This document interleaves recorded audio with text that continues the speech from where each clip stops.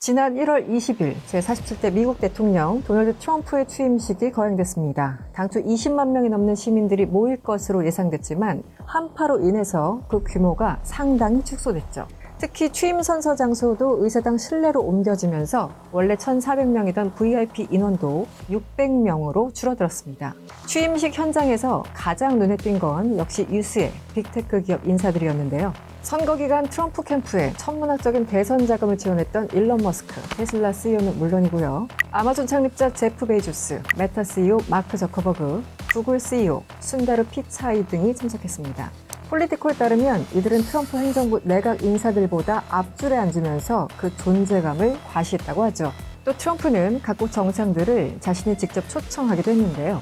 실제로 아르헨티나의 트럼프라 불리는 하비에르 밀리 대통령과 이탈리아의 우파 지도자 조르자 멜로니 총리 등이 트럼프 뒤 특별석에 앉아있는 모습이 포착됐습니다.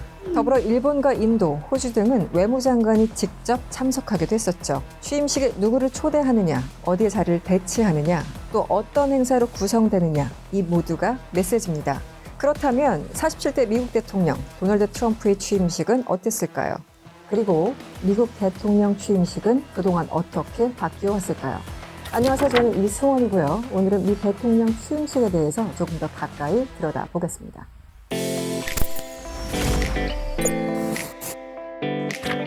미 대통령 취임식은 관례에 따라 진행됩니다. 디테일은 다르지만 일정한 틀이 있다는 거죠. 취임 당일 오전에는 공개 예배를 하고 백악관에서 전임, 후임 대통령 부부가 차담을 갖습니다. 가장 중요한 건 정오인데요. 바로 이 시간부로 정권이 공식적으로 바뀌게 됩니다. 당선인은 의사당에서 취임 선서와 연설을 통해서 권력이 이양됐음을 선포하죠. 이후 오천가 퍼레이드, 저녁에는 워싱턴 곳곳에서 다양한 주제의 무도회가 열리는 것이 전통입니다. 하지만 이런 행사 가운데 취임 선서를 제외한 모든 행사는 반드시 해야 한다는 규정은 없습니다. 그때그때 추가되거나 변경할 수 있다는 얘기입니다. 예를 들어 취임식 후 이어지는 퍼레이드와 무도회가 공식화된 것은 1809년 제4대 대통령 제임스 매디슨 때부터입니다. 다만 이때까지만 해도 취임식은 정치인들만의 행사였기 때문에 연설도 홀에 모인 정치인들을 대상으로만 이뤄졌습니다. 그리고 1817년 제5대 대통령인 제임스 먼로 때부터 비로소 군중 연설이 이뤄졌고 1829년 앤드류 잭슨 때는 일반 시민들이 처음으로 백악관에 들어오기도 했습니다. 그런데요, 이때 모인 사람들 사이에서 소동이 벌어지면서 정작 주인공인 잭슨 대통령은 백악관을 빠져나가야 했던 웃지 못할 해프닝도 벌어졌다고 하죠. 이후 이동수단 등이 발전하고 수용 인원이 점점 늘어남에 따라서 취임식은 대중들이 즐길 수 있는 축제 형태를 띠기 시작했습니다. 1873년을 기점으로 아예 취임식 종료 이후에 퍼레이드가 추가됐고 1881년 제임스 가필드 때는 백악관 앞에 관람석이 따로 마련되기도 했었죠. 20세기 들어서는 사진, 신문, 라디오, 텔레비전, 인터넷 등 기술이 발전하고 미국의 위상이 높아짐에 따라서 세계인들이 주목하는 행사로 자리 잡게 됩니다. 그러다 보니 당연히 비용도 증가했겠죠.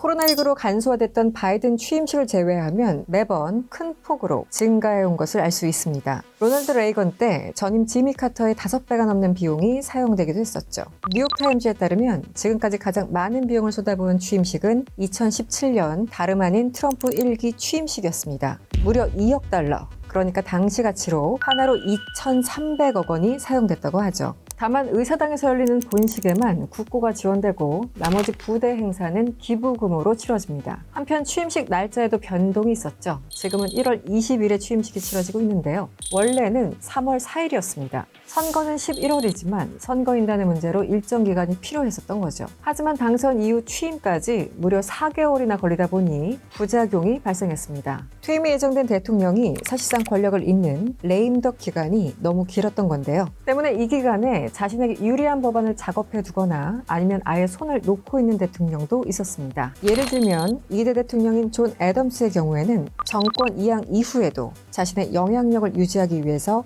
사법부를 재편하려고 했었죠. 또 1861년 남북전쟁 발발 직전에 퇴임한 제임스 뷰캐넌의 경우에는 남부 분리주의자들의 공격에 적극 대응하지 않고 그 문제를 의회에 떠넘겼습니다. 이런 레임덕 문제는 1932년 당선된 프랭클린 루즈벨트와 전임자인 허버트 후버의 갈등을 통해서 가시화되기 시작합니다. 결국 문제의식을 가졌던 의회는 1933년 20차 개정안을 통해서 취임식을 1월 20일로 앞당깁니다. 이후 연임에 성공한 프랭클린 루즈벨트는 1937년 1월 20일에 취임식을 가진 최초의 대통령이 되죠. 미국은 대통령제를 최초로 시행한 나라인 만큼 그 출발점이 되는 취임식에 상당한 공을 들입니다. 대통령제를 처음 채택했다는 제도에 대한 자부심, 그리고 민주주의 정신을 수호해 나가겠다고 선언하는 첫 번째 발걸음이기 때문이죠. 그 중에서도 선서는 미국 민주주의 정신이 담긴 핵심입니다. 모든 당선인은 헌법의 가치를 지킬 것을 선언하는 이 선언문을 읽어야 비로소 대통령직에 오를 수 있죠. 헌법에도 명문화되어 있는 터라 단어 하나하나에도 민감하게 반응합니다. 일례로 지난 2009년이었죠. 버락 오바마 대통령은 선서를 주관하는 대법관의 실수로 단어 하나의 순서를 바꿔서 낭독한 적이 있는데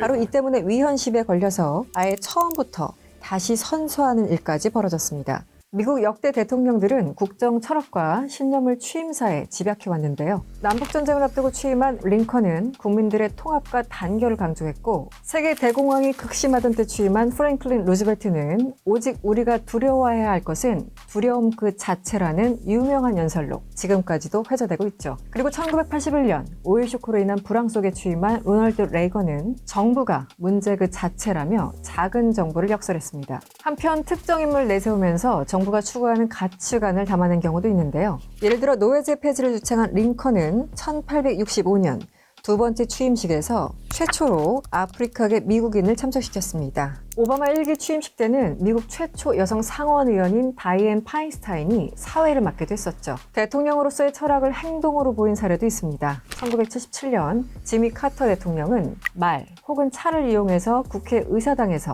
백악관으로 이동하는 기존 관례를 깨고 차에서 내려서 도보로 2km가량을 이동했는데요. 시민들에게 가까이 다가가는 대통령이 될 것이라는 자신의 의지 표명이었고, 이후 도보 이동은 하나의 관행으로 자리 잡게 됩니다. 다만 보안을 이유로 일부 구간만 도보로 행진하고 있죠.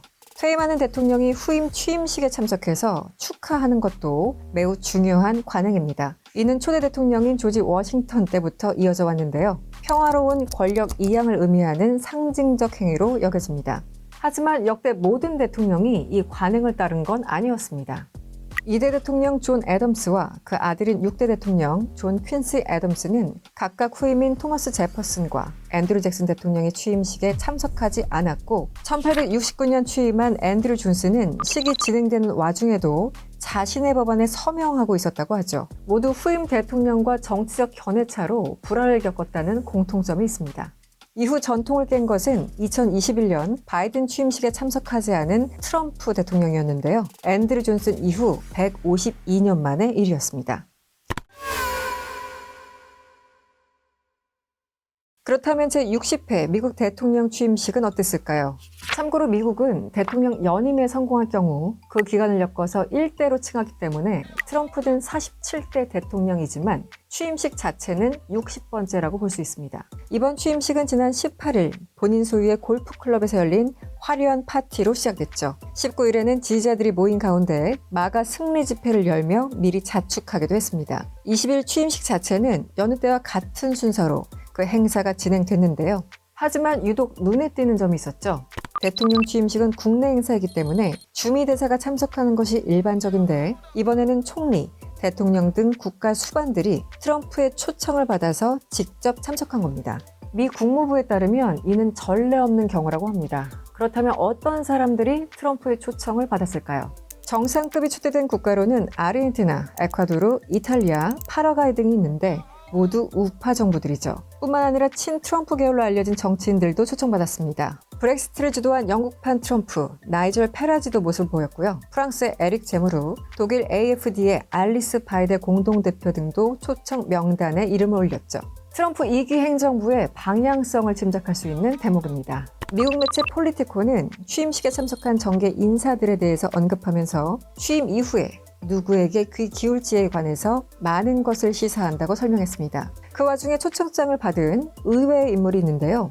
바로 시진핑 국가주석이었습니다. 물론 직접 참석하진 않았지만 한정 부주석을 특사로 파견하면서 교류 의지가 있음을 시사하기도 했었죠. 한국은 관례대로 주미대사가 참석했습니다. 정기뿐만 아니라 재계 인사 목록도 화려했습니다. 일론 머스크 테슬라 CEO를 필두로 메타, 아마존, 구글, 오픈 AI, 틱톡 등 빅테크 기업의 수장들이 한자리에 모였죠. 이들은 각각 최소 100만 달러의 기부금을 취임위원회 기금에 쾌척하기도 했는데요.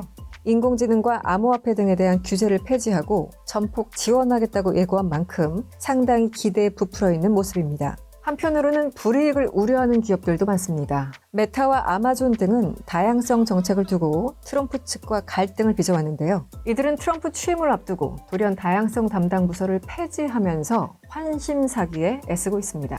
또 트럼프가 제조업의 부흥을 예고한 탓인지 GM과 포드, 토요타, 현대 등 자동차 제조사들도 기부 행렬에 뛰어들었습니다. 그 결과 기부금 총액은 역대 미 대통령 취임식 최고치인 2억 5천만 달러, 그러니까 하나로 약 3,600억 원을 달성했습니다. 한편 이번 취임사의 내용은 모두가 예상한 그대로였습니다.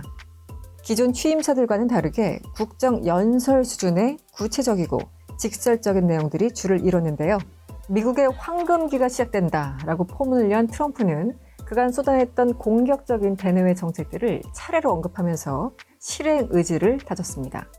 The golden age of America begins right now. 그리고 이런 포부는 바로 행동으로 이어졌죠. 일전에 취임 첫날만큼은 독재자가 되겠다 이렇게 공언했던 트럼프는 취임 당일에만 무려 78개의 행정명령에 서명합니다. 이 같은 트럼프 2개 행정부의 첫날 행보를 두고 주요 외신들의 평가는 엇갈립니다. 월스트리트저널은 모든 미국인이 환영할 만한 낙관적이고 희망적인 메시지를 내놓았다 이렇게 긍정적으로 평가했고요. 반면 뉴욕타임즈는 폭동으로 기소된 지지자들을 사면한 것을 두고 사법체계에 대한 조롱이라고 맹비난했죠. 그렇다면 미국 국민들은 어떤 생각을 하고 있을까요? CBS에 따르면 트럼프 취임 후 경제가 좋아질 것이라고 기대하는 미국인은 60%인 것으로 조사됐습니다. 한편 트럼프의 주요 아젠다가 그대로 실행되지 않길 바라고 있다는 유권자 역시 60%라는 월스트리트저널의 조사 결과도 함께 발표됐었죠. 트럼프가 돌아왔습니다. 참석 인사들의 몇몇만 보더라도 기존과는 확실히 다른 모습이죠. 또 노골적인 취임 연설도 두고두고 거론될 것 같습니다. 벌써부터 이어지는 거침없는 행보에 전 세계인의 이목이 집중되고 있죠. 과연 트럼프 2기 행정부는 그가 자신한 것처럼 미국의 황금기를 열 수 있을까요? 월드클로저 이승원이었습니다.